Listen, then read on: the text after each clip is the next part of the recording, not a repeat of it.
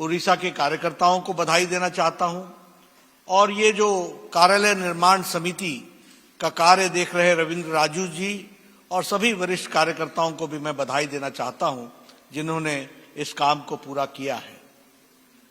मित्रों, 2014 में सम्माननीय नरेंद्र मोदी जी ने जब वो भारत के प्रधानमंत्री बने थे तो उस समय उन्होंने एक कल्पना हम सबके सामने रखी थी और उस समय के अध्यक्ष श्री अमित भाई शाह जी से उन्होंने चर्चा की थी कि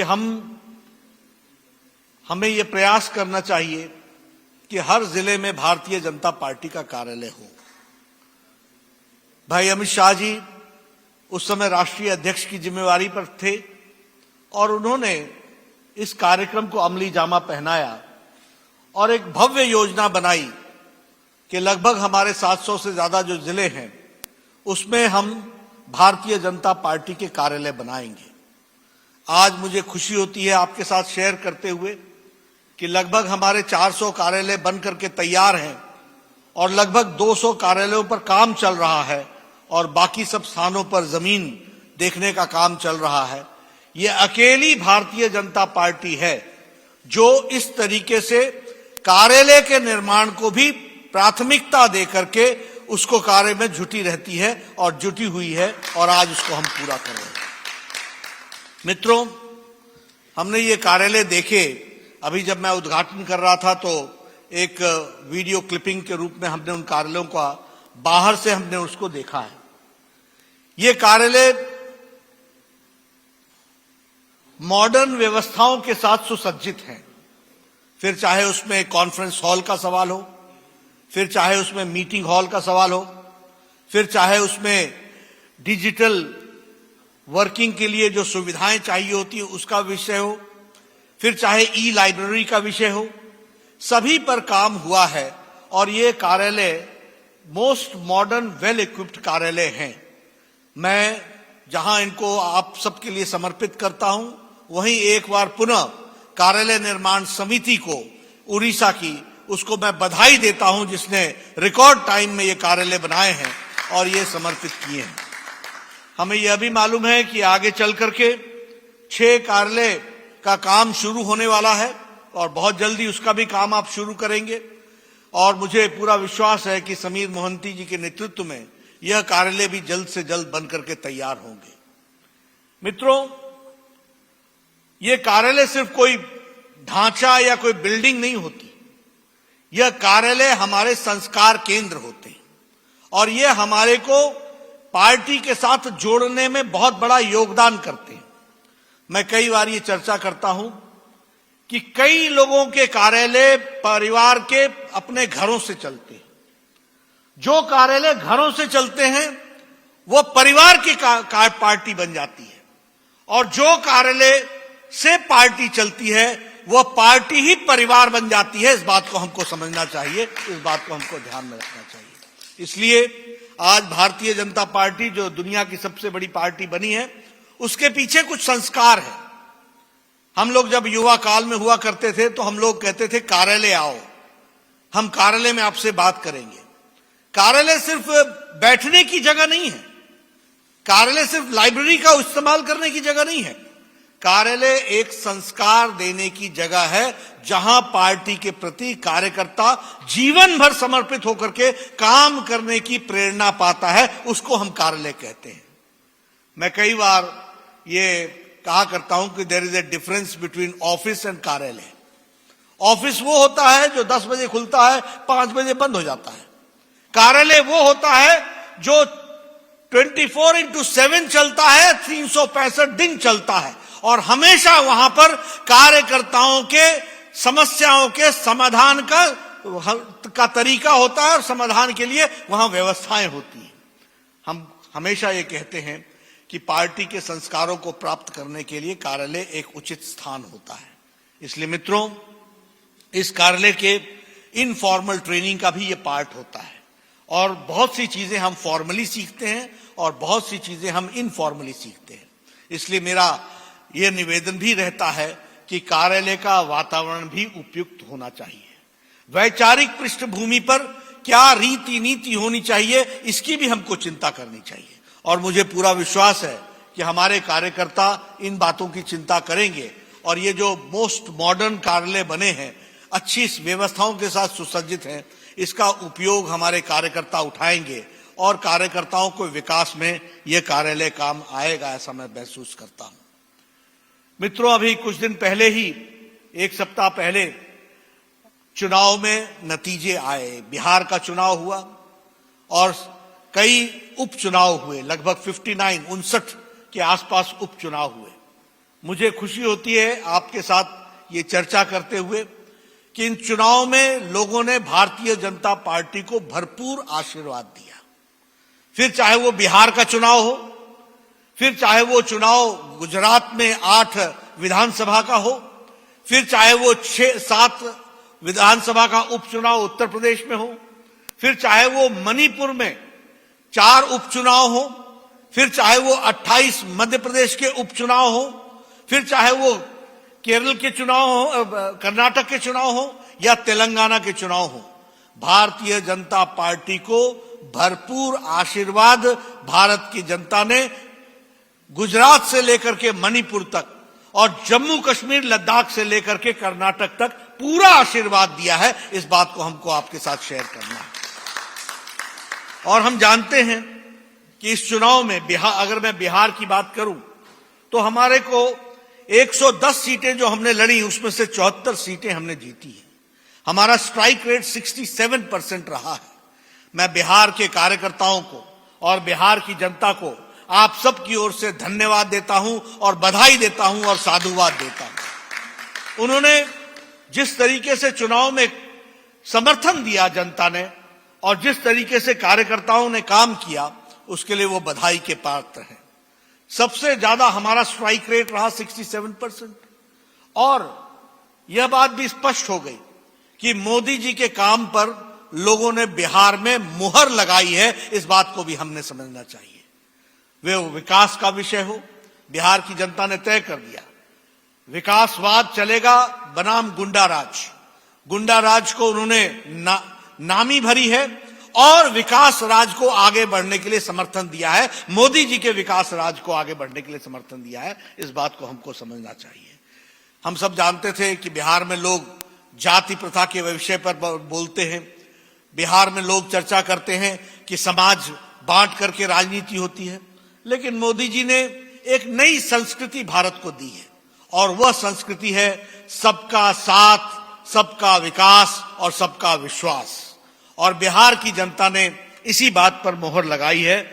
और साथ ही साथ हमारी युवाओं ने और हमारी महिलाओं ने विशेष करके मोदी जी का साथ दिया, मोहर लगाई और उनके नीतियों को समर्थन किया है। ये मैं आपके साथ साझा करना चाहता हूं। ये आपको मैं चर्चा में लाना चाहता हूं। चुनाव में बहुत तरीके की चर्चा थी। माइग्रेंट लेबरर्स के बारे में चर्चा थी, कोविड के मैनेजमेंट के बारे में चर्चा थी। सब पर बिहार की जनता ने मोहर लगा करके और देश की जनता ने मोहर लगा करके यह तय कर दिया है कि मोदी जी ने जिस तरीके से कोविड मैनेजमेंट को किया है वह अति उत्तम रहा है। और उसी तरीके से 130 करोड़ देश को दृष्टि दिशा देकर के बचाने का काम किया है तो भारत के यशस्वी प्रधानमंत्री नरेंद्र मोदी जी ने किया है। यह बात हमको समझनी चाहिए। और मित्रों, यह मैं सिर्फ कहने के लिए नहीं कह रहा हूं। अभी फिलहाल अमेरिका में चुनाव हुए। कोविड मैनेजमेंट, कोरोना का मैनेजमेंट बहुत बड़ा इशू रहा और उस पर लोगों ने अपना समर्थन और विरोध भी जताया। बड़े बड़े देश, शक्तिशाली देश, यूरोप के देश, अमेरिका, हमारे पाश्चात्य जगत के लोग यहां पर जब कोविड मैनेजमेंट की बात कहते हैं तो हमेशा हमको महसूस होता है और हम जानते हैं कि स्वास्थ्य व्यवस्थाएं हमसे अच्छी होने के बावजूद भी उन्होंने अपने आप को असहाय पाया। लेकिन यहां 130 करोड़ के देश को मोदी जी ने टाइमली लॉकडाउन करके जिन तरीके से व्यवस्थाओं को खड़ा किया, 130 करोड़ की देश को बचाया भी और साथ ही साथ कोविड की लड़ाई के लिए भारत को तैयार किया, यह भी हमको समझना चाहिए। और जब मैं ये कहता हूं कि भारत को तैयार किया तो फिर चाहे वो टेस्टिंग फैसिलिटी की बात हो, आज कोरोना से संक्रमण को टेस्ट करने की कैपेसिटी आज 15 लाख प्रतिदिन हो गई है। हमारे पास कोरोना से लड़ने के लिए डेडिकेटेड बेड्स 4.5 लाख हो गए। हमारे से कोरोना को लड़ने के लिए 3 लाख वेंटिलेटर भारत ने खुद बना करके दिए। पर्सनल प्रोटेक्शन इक्विपमेंट नहीं होता था, आज हम 4.5 लाख पर्सनल प्रोटेक्शन इक्विपमेंट प्रतिदिन बना रहे हैं और अब भारत दुनिया के अन्य देशों को भी पर्सनल प्रोटेक्शन इक्विपमेंट दे रहा है, पीपीई किट दे रहा है। इसलिए मित्रों, जहां तक व्यवस्थाओं का सवाल है, जहां तक कोविड के मैनेजमेंट का सवाल है, उसमें भारत ने अपने आप को उत्तम स्थिति में लाया है। और हम ये जरूर महसूस करते हैं कि फेटिलिटी रेट, वो किसी का भी फेटिलिटी हो, मॉर्टेलिटी हो, वो दुखदाई है, लेकिन उसके बावजूद भी जिस तरीके से भारत ने इसको कंट्रोल करने का काम किया है, यह सच में मोदी जी की जिस दूरदृष्टि के साथ उन्होंने फैसले लिए, उसका यह नतीजा है कि आज 130 करोड़ देश को कोरोना संक्रमण से बचाने में बहुत बड़ा योगदान हुआ है। मित्रों, सिर्फ हेल्थ के ही इशू को एड्रेस नहीं किया मोदी जी ने, मोदी जी ने इसके साथ साथ इकोनॉमिक इश्यूज को भी एड्रेस किया है। फिर चाहे वो गरीब कल्याण पैकेज हो, फिर चाहे वो रोजगार योजना हो। अब जब मैं गरीब कल्याण पैकेज की बात करता हूं तो मैं ये कह सकता हूं कि गरीब कल्याण पैकेज की दृष्टि से यहां धर्मेंद्र प्रधान जी हमारे बैठे हुए हैं। 8 करोड़ बहनों को 3 महीने के लिए गैस का सिलेंडर दिया गया ताकि लॉकडाउन की अवस्था में उनका चूल्हा जल सके। उसी तरीके से 20 करोड़ बहनों को लगभग 1500 रुपए, 500 रुपए 3 महीने के लिए देने की व्यवस्था की गई। उसी तरीके से हमारे दिव्यांग भाइयों के लिए, बहनों के लिए, हमारे विधवा बहनों के लिए, हमारे बुजुर्गों के लिए 1,000 रुपए की व्यवस्था की गई ताकि वह भी इस लॉकडाउन की अवस्था में ठीक ढंग से अपना कार्य को चला सके। इस तरीके से प्रधानमंत्री गरीब कल्याण पैकेज दिया गया। हमारे किसान भाइयों को 2,000 रुपए की किश्त वो रिलीज की गई और 8 करोड़ 56 लाख किसानों को उनको सम्मान के निधि की दृष्टि से प्रधानमंत्री किसान सम्मान निधि को उसकी 2,000 रुपए की इंस्टॉलमेंट को रिलीज किया गया। साथ ही साथ सेकंड जो रिलीज करना था उसके लिए भी 17,000 करोड़ रुपए रिलीज किए गए। तो यह प्रयास किया गया कि संकट काल में, संक्रमण काल में हम आर्थिक विषयों को भी एड्रेस कर सकें। यह मोदी जी ने किया। हमें मालूम है कि संयुक्त राष्ट्र ने इसके बारे में टिप्पणी करते हुए कहा कि मोदी जी ने हेल्थ ही इशू नहीं एड्रेस किया है, इसके साथ साथ आर्थिक विषयों को भी एड्रेस किया है। उसी तरीके से डॉक्टर टेड्रोस, जो डायरेक्टर जनरल है वर्ल्ड हेल्थ ऑर्गेनाइजेशन के, उन्होंने कहा कि मोदी जी से दुनिया को सीखना चाहिए कि सिर्फ स्वास्थ्य के इशू को नहीं बल्कि आर्थिक इश्यूज को भी उन्होंने टच करने का प्रयास किया है, उन्होंने उसको समाधान देने का प्रयास किया है, इस बात को पूरा करने का प्रयास किया है। मित्रों, अगर मैं आत्मनिर्भर भारत के साथ साथ जो आत्मनिर्भर पैकेज दिया गया उसकी चर्चा करें तो हमको ध्यान में आता है कि हमारे यशस्वी प्रधानमंत्री जी ने आपदा को अवसर में बदलने का प्रयास किया है। 20 लाख करोड़ रुपए का पैकेज, और 20 लाख करोड़ रुपए के पैकेज में 1 लाख करोड़ रुपए का पैकेज किसानों के लिए, इंफ्रास्ट्रक्चर के लिए, उसके लिए देने का योजना बनाई। और इसी के साथ साथ 3 लाख करोड़ रुपए एमएसएमई सेक्टर को और इसी तरीके से अन्य सेक्टर्स को भी मुख्य धारा में लाने के लिए जो काम हुआ है वह सच में बहुत ही प्रशंसनीय भी है और उस पर हमको काम करना चाहिए, ये मैं निवेदन करना चाहूंगा। मैं समीर मोहंती जी से निवेदन करना चाहूंगा कि आपके नेतृत्व में फार्मर्स प्रोड्यूसर्स ऑर्गेनाइजेशन बनने चाहिए। उड़ीसा के अंदर किसानों का विकास, इसकी जिम्मेवारी भारतीय जनता पार्टी को लेनी चाहिए और वह 1 लाख करोड़ रुपए का जो इन्वेस्टमेंट होना है उसके बारे में किस तरीके से वो उड़ीसा की धरती पर लगे, इसकी चिंता फार्मर्स प्रोड्यूसर्स ऑर्गेनाइजेशन के माध्यम से उड़ीसा के किसान करें और भारतीय जनता पार्टी उसमें एक फैसिलिटेटर के रूप में काम करे। यह मैं आपको निवेदन करना चाहता हूं। मित्रों, सड़क कहां बने, मंडी कहां बने, कोल्ड स्टोरेज कहां बने, अनाज का स्टोरेज के लिए कहां बने, वैल्यू एडिशन कैसे हो सके, इन सारी बातों की चिंता किसानों के दृष्टि से आप तय करेंगे और प्रधानमंत्री मोदी जी का पैसा आप तक पहुंचेगा और आप उस विकास को करेंगे। इस तरीके से हमको आत्मनिर्भर भारत के लिए बढ़ना है। और मैं इसमें यही कहना चाहूंगा कि ये इन योजनाओं को भी हम अमली जामा पहनाने में अपना पूरा योगदान कर सकें। जहां तक रोजगार कल्याण योजना का सवाल है, उसमें गंजम, बालासोर, बोलांगीर और भद्रक, ये 4 जिले ऐसे हैं जहां हमारे माइग्रेंट लेबरर्स को स्थानीय नौकरी देने के लिए प्रधानमंत्री कल्याण रोजगार योजना के तहत योजनाएं बन रही हैं। मैं निवेदन करूंगा समीर मोहंती जी से कि हम जरूर इन 4 जिलों में, गंजम में, बालासोर में, बोलांगीर में और भद्रक में, अपने कार्यकर्ताओं के माध्यम से जो हमारे माइग्रेंट लेबरर्स हैं, प्रवासी मजदूर हैं, उनको नौकरियां दिलाने का, रोजगार दिलाने का अवसर वहीं पर पैदा हो सके, इसकी भी हमको चिंता करनी चाहिए और इसके लिए हमको कार्य करना चाहिए। ऐसा मैं जरूर आप सबसे निवेदन करना चाहूंगा।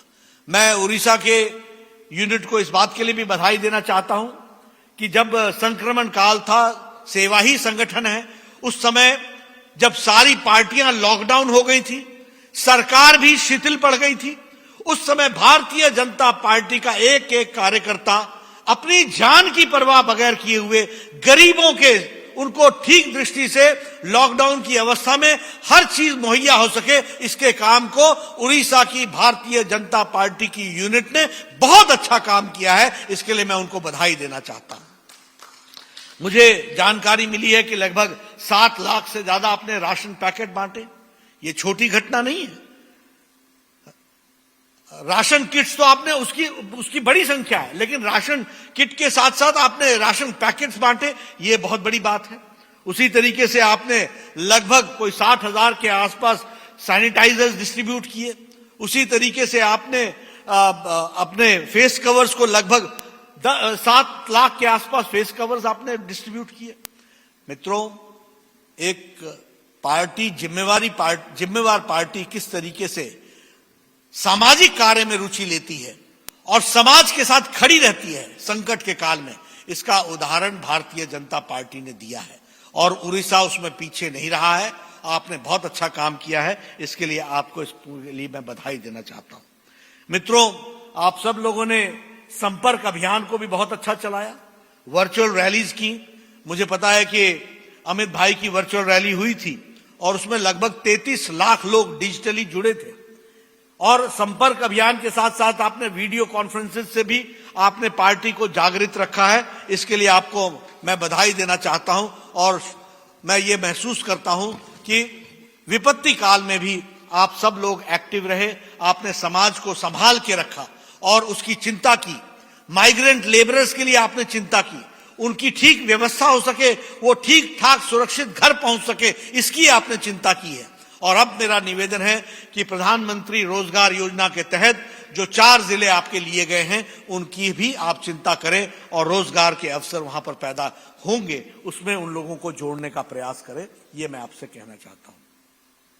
मित्रों, केंद्र में सरकार हमारी है, हमारी पूरी कोशिश रहती है कि उड़ीसा की धरती पर भी सारे कार्यक्रम अच्छे ढंग से हों और सारे तरीके से जो कार्यक्रम चल रहे हैं विकास के, उसमें उड़ीसा भी आगे आए।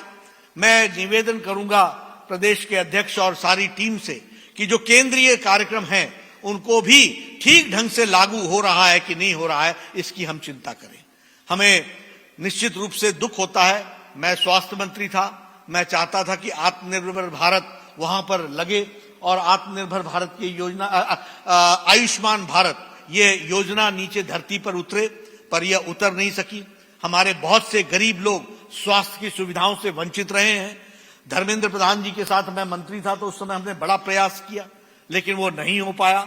आज भी मैं कहता हूं कि आयुष्मान भारत को लागू करना चाहिए और उड़ीसा की गरीब जनता की स्वास्थ्य की चिंता जो आदरणीय प्रधानमंत्री जी कर रहे हैं, उसको पूरा करने में हमें पूरा योगदान करना चाहिए और उड़ीसा सरकार को भी इस पर विचार करना चाहिए। हमें मालूम है कि दीघा गोपालपुर कोस्टल हाईवे लगभग 9,000 करोड़ रुपए खर्च हो रहे हैं और ये 451 किलोमीटर की सड़क बन रही है। उसी तरीके से Khurda road Bolangir new line, यह भी 3,791 करोड़ रुपए से बन रहा है। उसी तरीके से कटक अंगुल संबलपुर सड़क नेशनल हाईवे, यह भी 4,500 करोड़ रुपए की लागत से बन रहा है।